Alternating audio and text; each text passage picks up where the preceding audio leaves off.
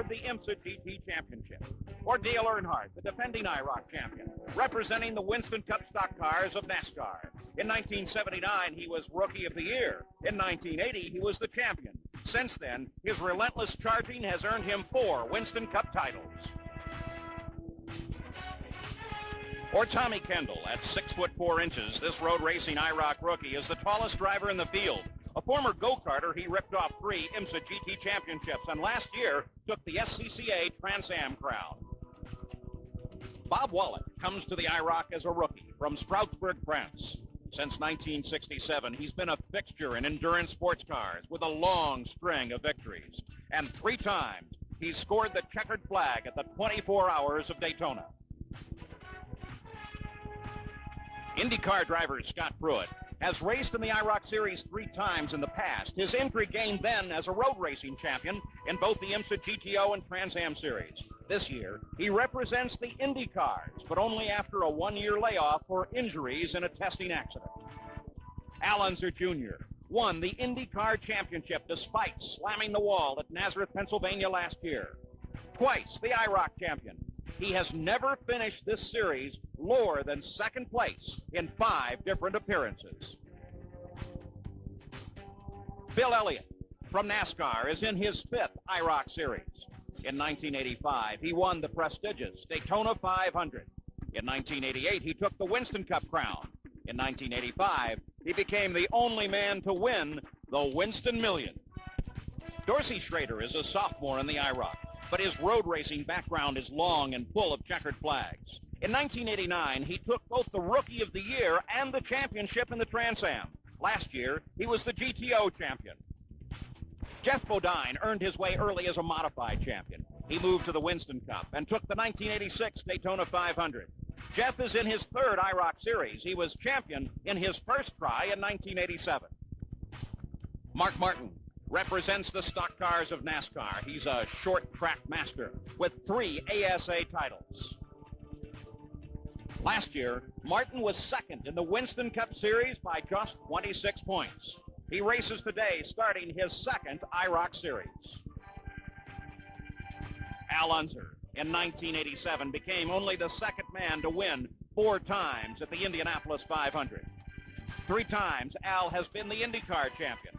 He is the senior driver here today. He was champion of IROC 5. Rusty Wallace took the ASA crown in 1983. The next season, he became NASCAR's Winston Cup Rookie of the Year. In 1989, he took the championship. He starts today in his 3rd IROC Series. 12 of the best racing has to offer in equally prepared cars as True Value presents the Dodge International Race of Champions. Daytona International Speedway, year-round, a host to a myriad of motorsports events, and today it's the very first round in the 15th edition of the International Race of Champions. Hello and welcome to a very windy Daytona Beach, Florida. I'm Paul Page, and this is the series where we try to remove the mechanical advantage and leave the racing totally up to the skill of 12 of the finest drivers in the world. The cars are all equally matched and picked at random, and we run the series over 4 distinctly different racetracks. Here at Daytona, at Talladega, at Michigan International Speedway, and we finish the series on the road course at Watkins Glen, New York. At the end of the run, the man with the most points earns $175,000 with a special wrinkle this year. If by any chance one of the 12 can win all 4 of the events, then there's an extra $250,000, or a total possible purse of $425,000. But more important, he'll be the titleist in the International Race of Champions. Now, last year, Sam Posey, the competition was terrific. Well, the presence of Dale Earnhardt and Al Unser Jr. in the same race seemed to guarantee that sparks would fly. And this year, if anything, the struggle for supremacy between these two is more intense. Dale Earnhardt is the defending champion in NASCAR, his regular form of racing. Al Unser Jr., the defending champion in his form of racing, PPG IndyCar racing. So each seeks to defend the honor of the kind of racing that brought him to IROC. Dale Earnhardt is the defending IROC champion. Al Unser Jr. won the IROC twice, but not any more recently than 1988, and he would like to wrest the title back from Dale Earnhardt. But that's what makes this form of racing so terrific, because all the way down through the field, you see matchups just like this one. Drivers looking at other drivers and saying to themselves, there's a man I really want to beat. And without question, 12 of the best in the world. Now, the last time we raced at Daytona International was 2 years ago. And at that time, we had a most spectacular run from the back up to the front. Jack Arute has that story. And on that day 2 years ago, Rusty Wallace rewrote the record books by starting in the last position and going all the way to the front for a victory. Now, Rusty, 2 years later, you're in the exact same position at Daytona, starting shotgun on the field. What are you going to do to try and work your way to the front? Hey, it was just the luck of the draw. I'm just going to do the best job I can, try to get a good hard start, try to outshift him on the start, and get a good momentum built up getting into turn one and see what I can get done. Starting 12th as you are, does it demand a different sort of tactics than you would if you were in the middle or the front of the field? You got to get real aggressive, I can tell you that. And if you make a decision, you got to go for it immediately, not sit back and think about it because you'll run out of time quick. A lot of talk about the battle for supremacy this year between Dale Earnhardt, the Winston Cup champion, and, of course, Al Unser Jr., the PPG IndyCar World Series champion. Where does Rusty Wallace fit into the mix? 89 Winston Cup champion, soon to be 91. So we're going to definitely keep an eye on Rusty Wallace. Now, Bobby Unser, these Dodge Daytonas are incredibly competitive. Well, Paul, they're going to be more competitive this year than they were last year. First of all, the Dodge Daytonas are very aerodynamic cars. They have a good downforce to them and very little drag, which gives them all their speed. Now, the big change this year is the tray they put underneath the front of the car. It runs from fender to fender, just behind the front spoiler to the radiator. Now, this creates downforce, keeps the cars from pushing, makes them a lot better in traffic. Now, the drivers all say that they're going to draft better. It creates a lot of downforce, and the cars will be able to pass easier. Now, the speed should be up around 187 to 189 miles an hour, about the same speed as the NASCAR cars are running. But remember one thing, the wind is bad today. It's going to really mess up the handling for some. Well, Bobby, down on the pit road, the engines are fired up now on these 12 Dodge Daytonas, ready for the first round of IROC 15, the 1991 season. We take a look at the in-car cameras. There's Dale Earnhardt as he buckles in, adjusts the mirror, set it, ready to go. Al Unser Jr., two-time an IROC champion. He's set. And there's Rusty Wallace starting way back in the back of the field in last position. The question mark will be, of course, the Dodge Daytonas on Daytona. Remember, the series last year was only 3 races and started on the oval at Talladega. So there's much to be learned here in the next 100 miles. We'll be back for the start as through a random draw. The front row, Dale Earnhardt, Jeff Brabham with Jeff Brabham on the pole. Back in the second row, there's road racer Bob Woolek and road racer Tommy Kendall. In the third row, Al Unser Jr., a two-time champion here, and in the black car, that's Scott Pruitt. The pink car is road racer Dorsey Schrader and Winston Cup driver Bill Elliott. Back in row number 5, Winston Cup drivers Mark Martin and Jeff Bodine. And looking in the 6th and final row, Al Unser, the senior Unser, in the light blue car. The lime green car, of course, is Rusty Wallace. So now they're lined up. For the moment, the scorecard is totally blank. Very soon, they'll begin to make their marks that lead to a potential $425,000 as the safety car brings them up through turn number 4. Sam Posey, an apprehensive moment because they have not ever practiced in these cars. They're totally new to them.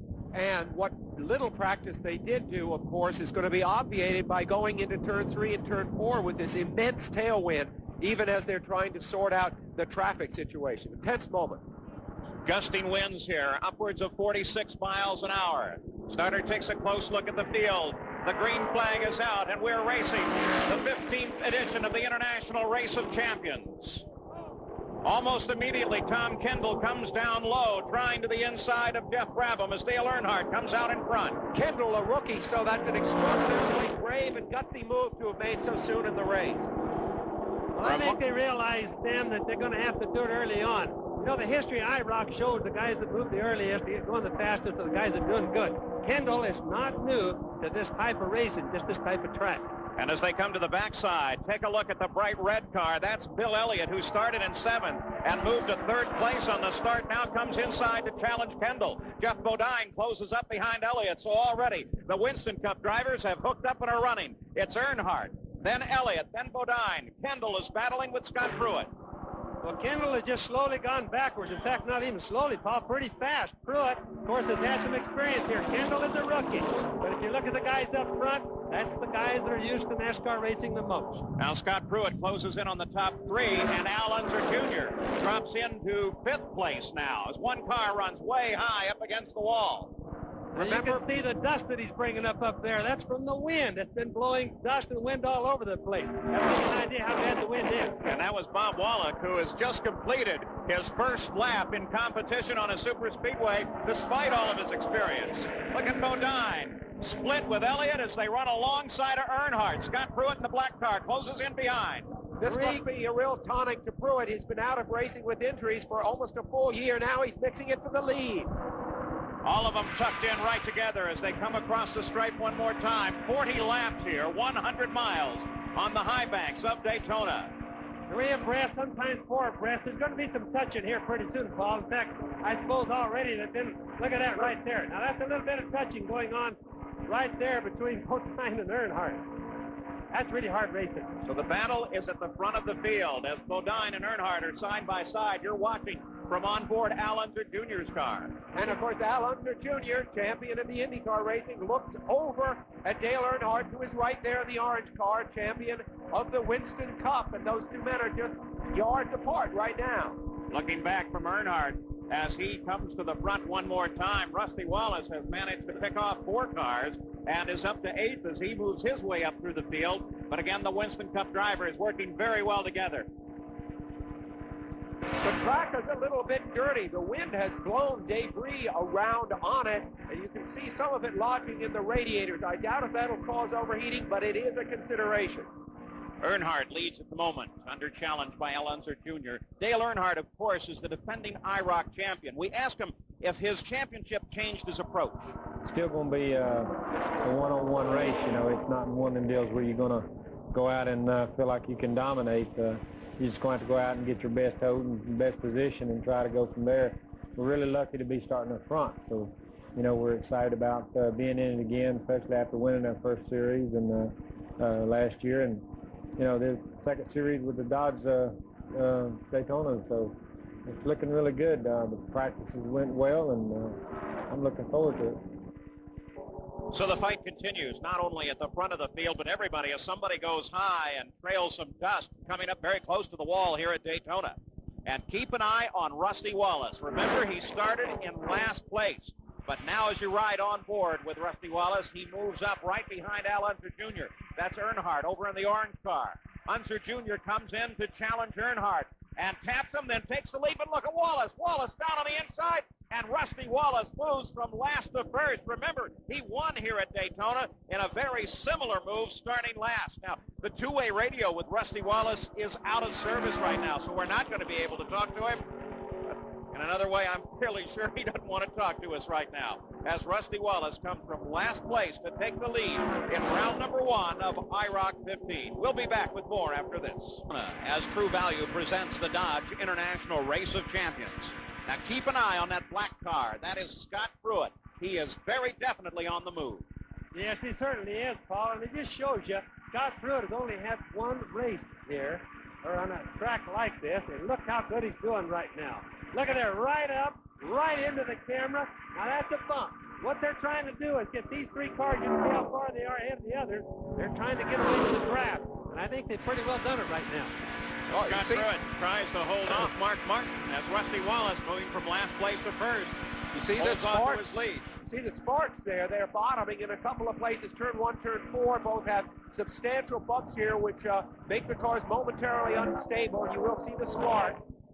And Scott Pruitt comes past Rusty Wallace and takes the lead. He's never won an IROC race on an oval. Now, these Dodge Daytonas are wonderfully aerodynamic, more so this year than last. Here's Jackaroo. Aerodynamics always plays a critical role on a super speedway. With these Dodge Daytonas, as sleek as they are, in the past the air has come up alongside the driver's compartment and routed its way into the driver's facial area. So what the mechanics have done this year, have added this small fiberglass piece to reroute the air from across the front windshield post, down the side window area, right back to the rear deck lid. And with the winds here at Daytona gusting as high as 40 miles an hour today, it could play a critical role in the outcome of the race. Well, another thing that'll play a critical role is whether or not you can find a buddy to help you break the draft, and it looks like Wallace has that advantage at the moment as Mark Martin comes up behind Wallace. They create a long, big hole in the air and go past Scott Pruitt. Wallace takes the lead. Mark Martin slides into second place. The NASCAR drivers are especially good at communicating with one another on the track. There is no communication from driver to driver, of course, via radio, but there is a sort of body language. If I do this, you do that. It's a kind of understood thing that's more subconscious than conscious. And again, with a bit of help, there goes Pruitt and Mark Martin as the lead is swapped one more time. But if you'll notice, the second group, there's going to be 5 in the group right now because Little Al and the group right behind have definitely, look at that, they're right into the draft. Yeah, they made up half a second in just one lap to make that connection now. There is linkage between that front group and the second one. And, of course, it's the kind of help that Elliott gave to Little Al there that is so critical to getting to the front and staying at the front here. And now once they're in the front, hey, that deal is off now. Everybody's for their own again because they're all together in a nice 5 group right there. 2 road racers and 3 NASCAR men in this lead group of 5. Mark Martin out in front, now being pushed by the black car. That's Scott Pruitt. Rusty Wallace, the lime green machine, runs in 3rd place. In 4th place is Al Unser Jr. and Bill Elliott in 5th. Those 5 cars all running together, but still not that much separation back to Dale Earnhardt, who runs in 6th. Now also keep in mind, Paul, when you see the cars tucked in, just like Rusty is on Scott Pruitt right there, like Scott is on Mark Martin, the cooling in the radiator, they don't get much air. The engines get hot. So they can only do this like about a lap, and then they have to back off and move out of the way and get some nice air into the radiator. Bill Elliott and Al Unser Jr. battle in swamp positions. At the front, it's still Mark Martin. Mark Martin is 32 years old. He came up into NASCAR racing several years ago from the ASA series out in the Midwest, in which he had been the Got a car, Earnhardt goes sideways in the center of the backstretch. That was not in a corner as he comes down across the grass, still carrying tremendous speed. Oh!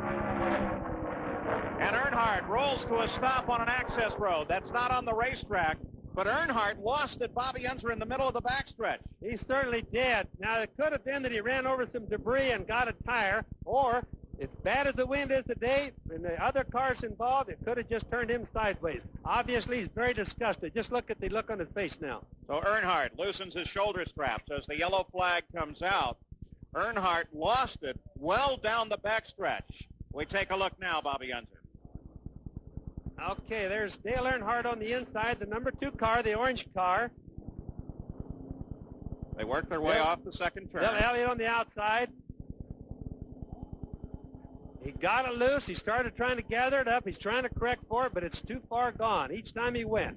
Looks like it was an air problem, Paul. I can't see. He might have touched Elliott just a little bit on the right rear with his right rear and got him started, but obviously the wind had an awful lot to do with it. Well, that and the fact that Elliott was not in the least bit interested in letting Earnhardt slide back in front of him. It sent Earnhardt on a very long ride. Now let's take a look at this from the onboard camera and listen to what Earnhardt heard.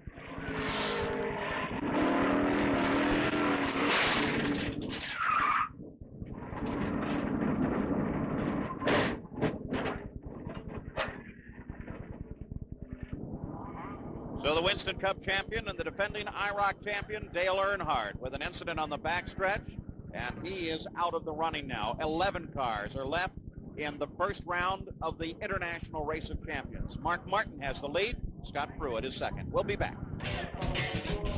When Dorsey Schrader, at age 18, became the youngest man to ever receive an SCCA national competition license, he never imagined the long road that lay ahead.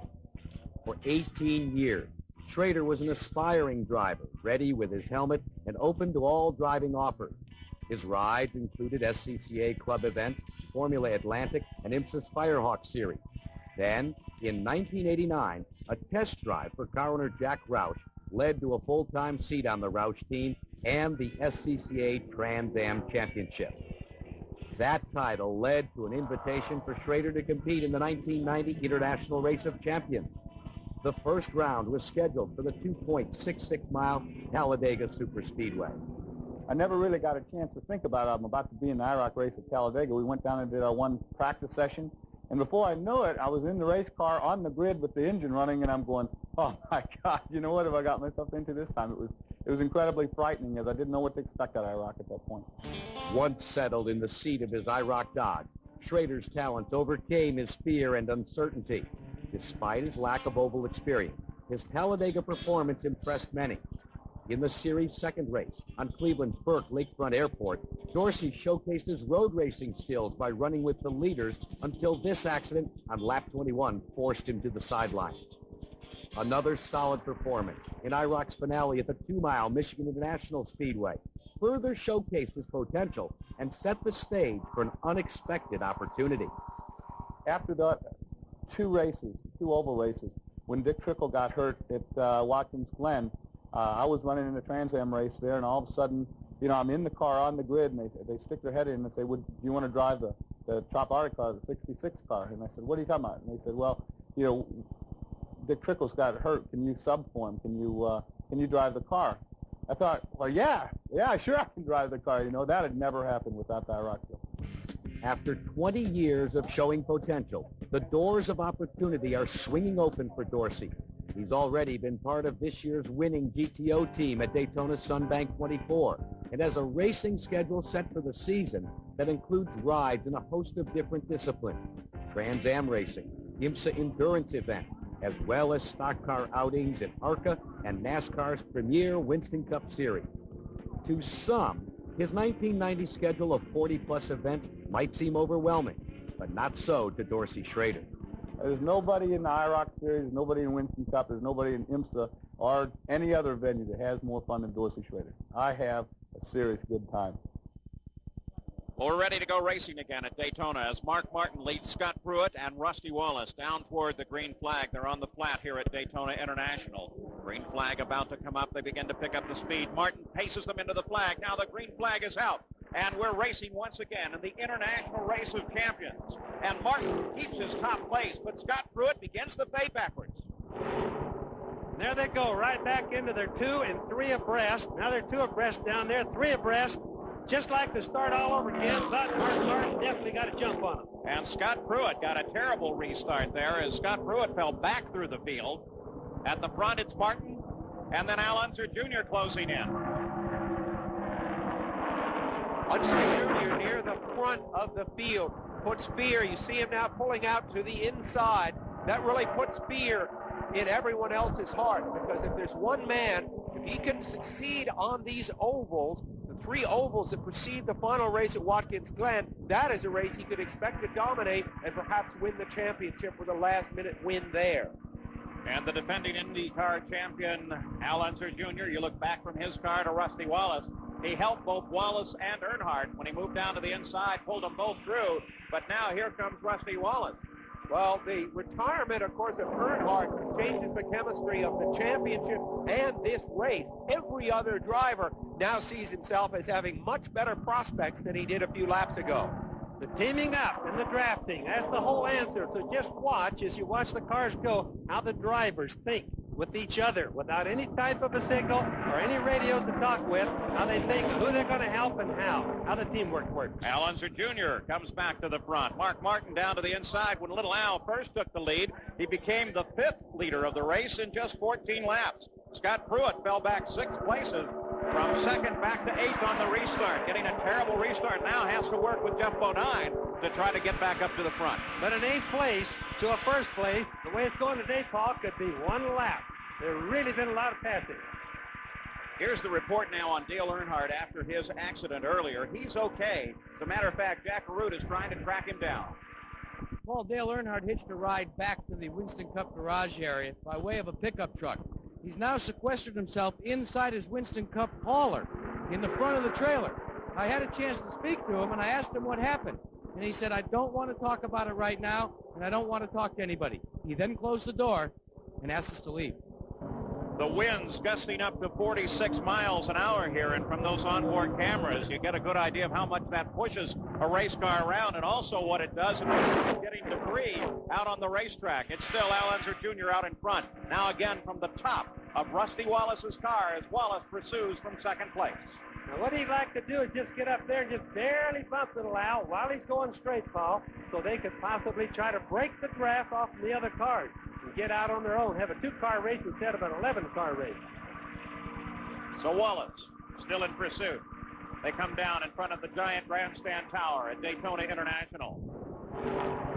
And Wallace slides past him into the lead. Now Bill Elliott right there with him. Scott Pruitt, who's back up in the fight, tries coming down to the inside, but decides it's wiser to stay up behind Al Unser Jr. Now you watch it. They all got over behind Rusty Wallace as they were going by Little Al, and it put Little Al clear back to 3rd place. Now that again is back to the teamwork thing. Anything to gain another position.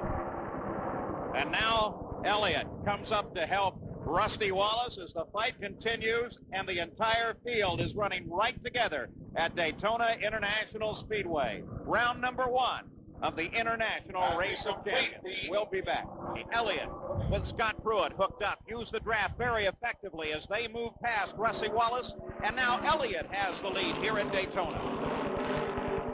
Just like a bunch of vultures. The minute one guy breaks off, the only way the guys in back can get on up and pass, like, for example, Rusty Wallace, who went all the way back to 5th there for a while, is that they have to be a bunch of vultures to team up with each other.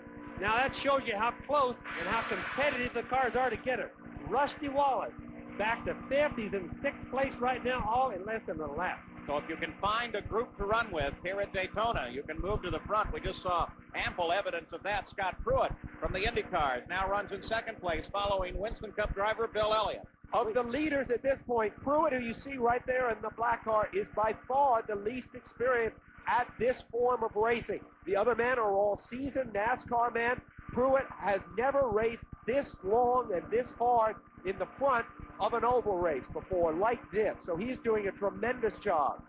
When Bill Elliott moved into the lead, he became the 6th leader, so fully half of the field has led this race. Scott Pruitt has some experience, Sam, in sedans as the Trans Am champion, but that's entirely different than this kind of That's a form of road racing. They have slow turns, S-bends. It's nothing like this where you're really relying exclusively on the way the car feels in the draft and in the wind, and there he goes. Now he needs some help behind him, and that's what he's getting. You see, they're leaving Bill Elliott kind of on the outside out there, which is what they want to do. Now Elliott should just shuck right on back a little bit. On board with Al Unser Jr. as you watch Elliott alongside. But little Al doesn't get any help from Bodine as Bodine closes up behind Elliott, and they freeze little Al out. Scott and Mark Martin go to the inside. And that's Big Al that comes to the inside behind Mark Martin. Big Al Unser was injured, of course, last year, broken leg. He, too, has spent some time in the hospital and out of racing, and it must be feeling very good to be contending this thing with still a shot at winning it. Racing is so often a family affair. In this IROC series, once again, the Unser family, Al Jr. and Sr. together. But on the track, they're just racers.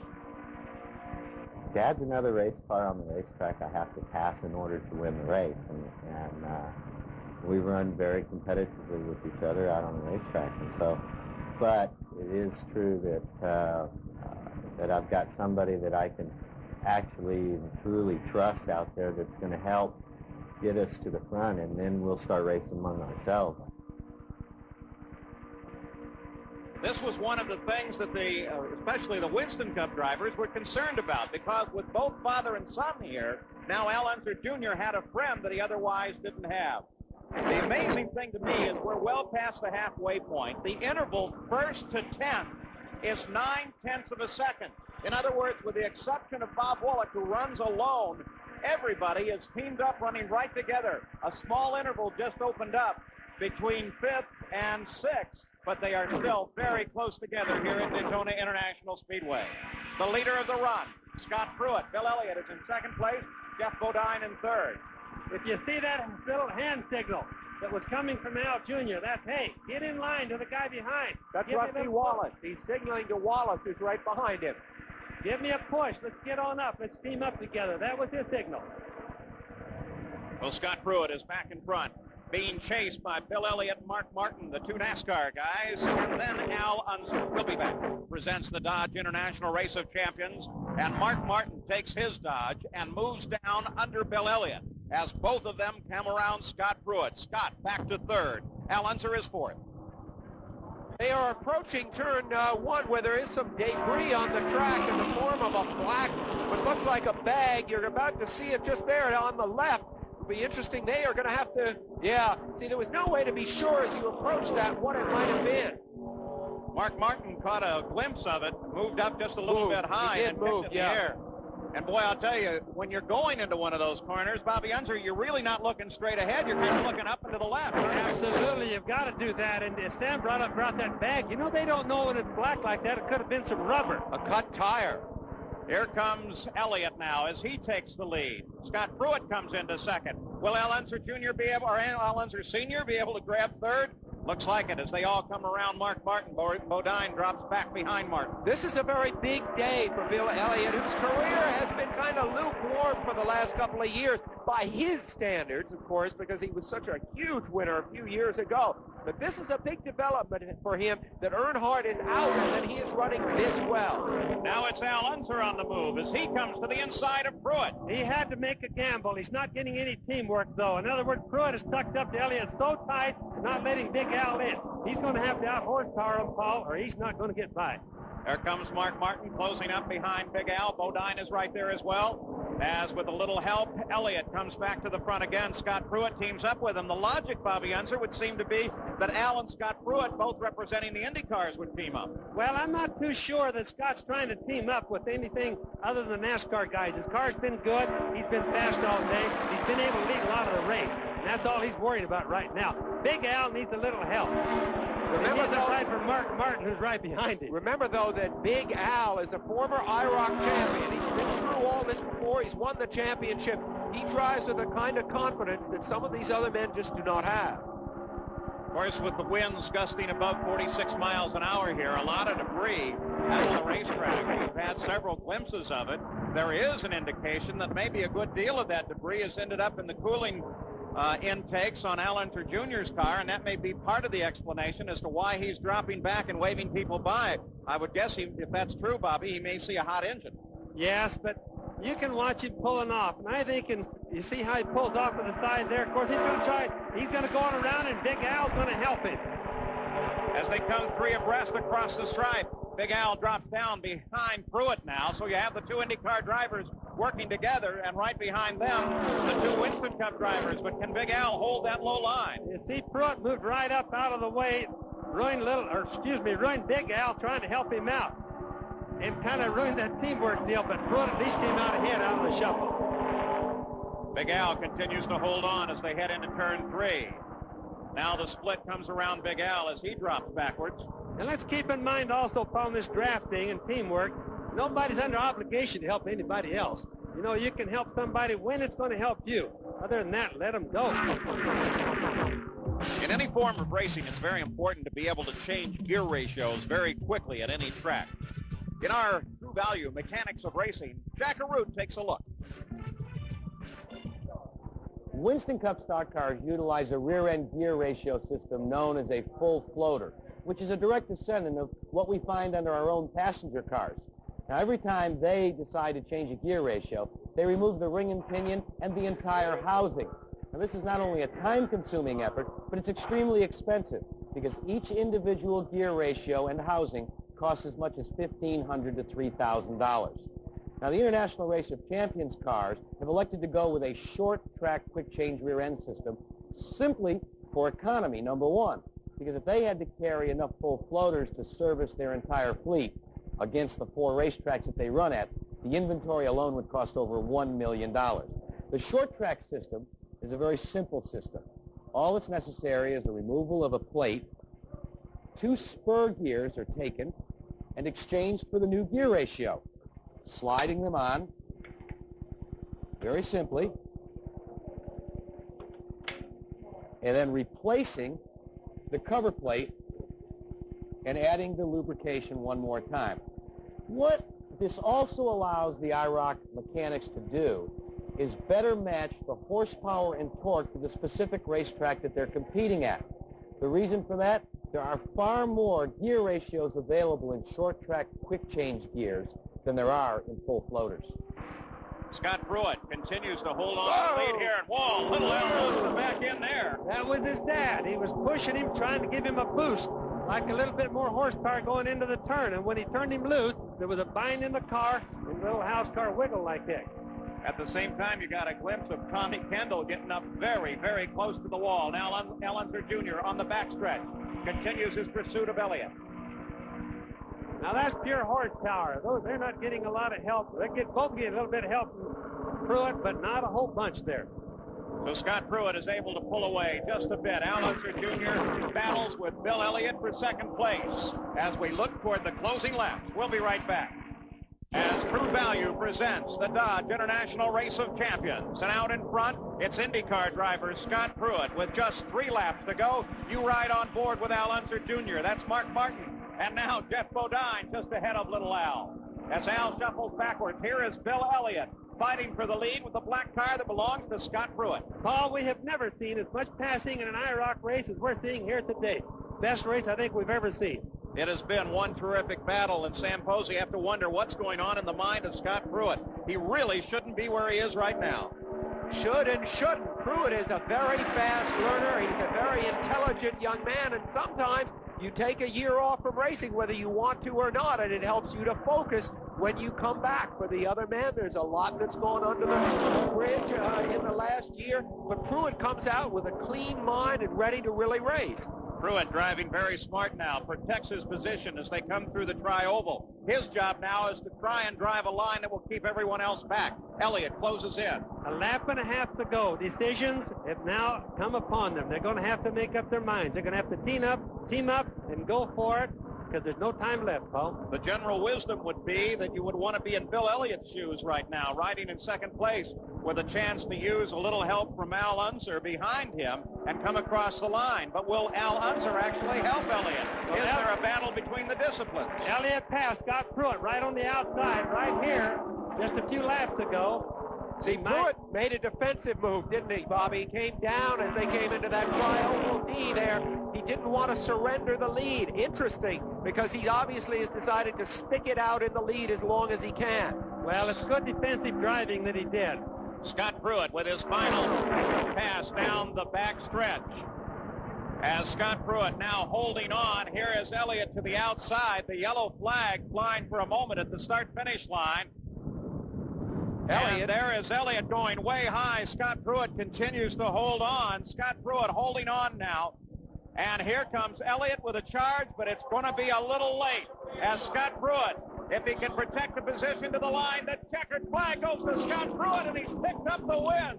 And a remarkable achievement. Scotty Pruitt wins at Daytona. And he had won, of course, 2 years ago at Riverside, a different form of racing altogether. So Pruitt now, the cornerstone of much of his career, is starting to be his achievements here in IROC. To beat the NASCAR's best, Sam and Paul, was quite an achievement, like you said, of this young man. I think everybody's going to take a look at him like they've never done before. Fabulous race. Well, it's a storybook finish as Scott Pruitt scores his first win in IROC on an oval, his second win in the series, but perhaps most important of all, Scott Pruitt scores a victory after a one-year layoff due to testing injuries. We'll be right back to talk. His lead at one time or another. Surprisingly, Scott Pruitt has taken the win. Well, Scott Pruitt has taken the helmet off and getting the congratulations from the crowd here in Victory Lane. And Scott, unbelievable, coming back from a year's layoff, and now you're in Victory Lane. I can't believe it. I mean, it's really paid off. All the hard work, all the time, all the effort, the support from Budweiser, the support from everybody at True Sports, Steve, Barbara, especially my family. They helped out a lot, and what a better way to do it. Jeez. Hey, what about on the restart? It looked as if, did you miss a gear? Were you a little slow coming up? Or well, the way the seat was, I had a hard time getting it in second. I couldn't get it in second, so I had to start in third. So on the restart, I just went way back. And then, I guess taking a year off and watching helped a little bit because I was able to use the draft the first time ever to my advantage. Just a year ago, we were all worried that Scott might never walk again. Today, he takes the win in an unbelievable comeback. Now, as we look at the order of finish, Dale Earnhardt will be on the pole for the next round of the IROC at Talladega. And here are the points. Scott Pruitt with a nice, healthy lead in round number 1 of IROC 15. A great run here at Daytona. I'm Paul Page. For Bobby Unser, Sam Posey, and Jack Arute, so long from the International Race of Champions. Saturday, ABC.